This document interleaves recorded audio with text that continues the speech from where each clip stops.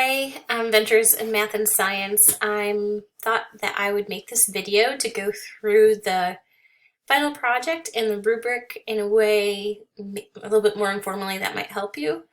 First, I want to say that this final math project, originally before the COVID, was a math interview project where the students would interview 3 students, either as an instructional assistant at their school or students in their neighborhood or something like this. And I knew with the shelter-in-place orders we couldn't do that, and so I started to think a little bit creatively. So one of the things I personally did is I had made a couple videos of some math tasks and I posted them on Facebook, and I saw, like, could I get some responses from some students or children from them?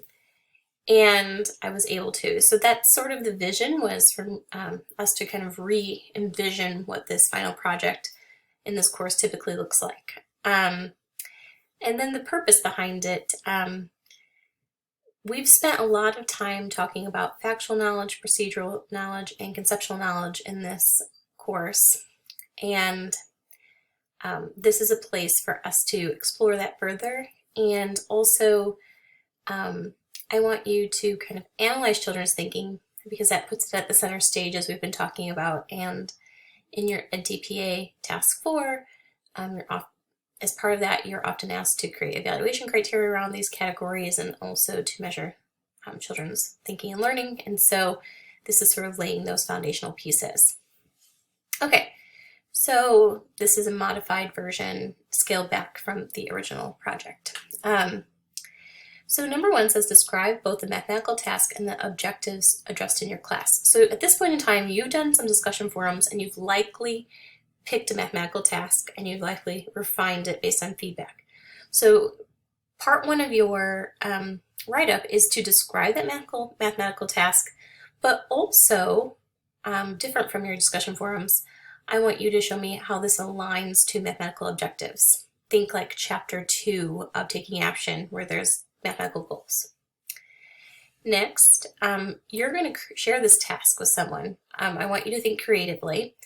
I personally have shared mine on Facebook, and that's been really helpful. You might just want to share it with a family friend or a colleague, or if you're an instructional assistant, your teacher. But I think that you should put the task in a video, and you should upload that video to perhaps YouTube or Vimeo like you have been.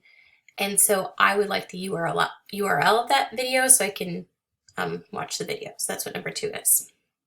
Number 3 says, create a table listing the solutions provided to you. So, and summarize children's thinking as best you can. So I'm going to set the bar like kind of low here. I just want us to try and get 2 responses. And you can't, you have no control over the type of responses you're going to get. So maybe you just get written work, maybe you get a video. So personally, when I posted on Facebook, I had some people just put answers down. I also had 2 responses of just pictures, and I had one human private message me videos. And so I could use any of those responses here. And our goal here is just to get 2 responses, whatever you get. And so pseudonyms, the word pseudonyms, this means like you don't have to use a real name, so you can just make up a name. And then here, solutions, so what was the solution to the task? And then over here in the 3rd column, the description of the strategy.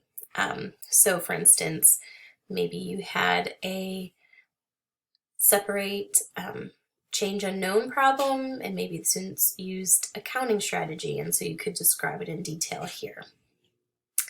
Okay, and then this is the part that we'll dig more into in class, but there are examples if you want to get an early start on it on Foxtail, which is you are to create evaluation criteria around these categories. And these categories came from the NTPA and also from that Willingham article that I had you read the first week of class. So evaluation criteria is essentially like you creating criteria or descriptors of how you're going to measure these different types of knowledge in your tasks. So if you have a task, what does conceptual understanding look like? And furthermore, what does proficient conceptual understanding in that task look like? Partial, minimal. same thing, what would a procedural answer look like, or thinking look like, or strategy look like in terms of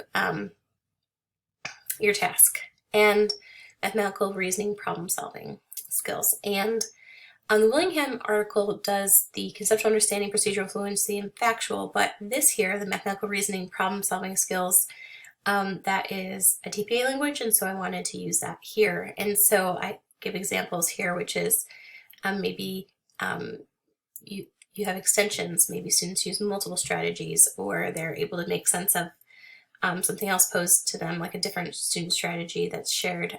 So you can define any of these three categories how you want, and then you will measure the responses based on this. So what I don't want is for you just to say, oh, I got 2 solutions, and one got a 2 in conceptual understanding, a 4 in computational understanding, and a 3 in problem solving, and just give me numbers, like, because that means nothing. You need to have a descriptor paired with it.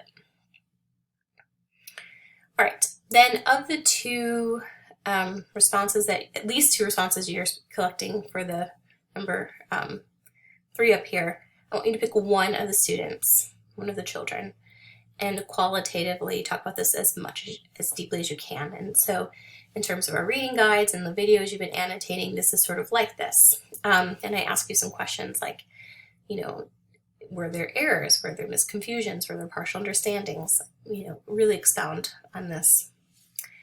And this is completely open-ended, this last part, which is I'd really like to know what you learned from this project. Typically in the past, I had people reflect on their questioning, but since you're potentially doing this on social media or just by email or a Zoom session, I don't know if you're going to be able to kind of reflect on your questioning. So I just decided to just leave this part open-ended on reflection. All right, so now I will go through the rubric. So first, let's see here, so the first attribute I'm going to be looking at is just, did you complete all of the components? The next part is the depth of analysis of student thinking. And so this is really going to hinge on whether or not you fully describe your evaluation criteria, and also whether or not you list mathematical goals and reflect on that. The quality analysis of student thinking, this is the in-depth kind of description, the qualitative part, where I ask you to pick one student and write about it. Of course, I want to look at the reflection of what you learned. Here, this category says appropriateness of mathematical tasks and videos. So like, for instance, in the rough draft part, I remember sometimes saying like, well, this has a low cognitive demand, you could increase the cognitive demand, and also perhaps maybe you write a goal, maybe you give me a task, maybe these aren't aligned. And so this is for me to measure that sort of thing, that were you starting off with a high cognitive demand task, and also is the video that you're presenting this, is it kind of appropriate for eliciting student thinking? And then obviously this is a final project, I want it to be high quality, so this is just the quality of writing section. And so there we go. This is just a quick overview of your project. Of course, we'll talk more about it in class, but I do know that our time is limited face-to-face, and so I thought this would be exceptionally helpful to you to get started.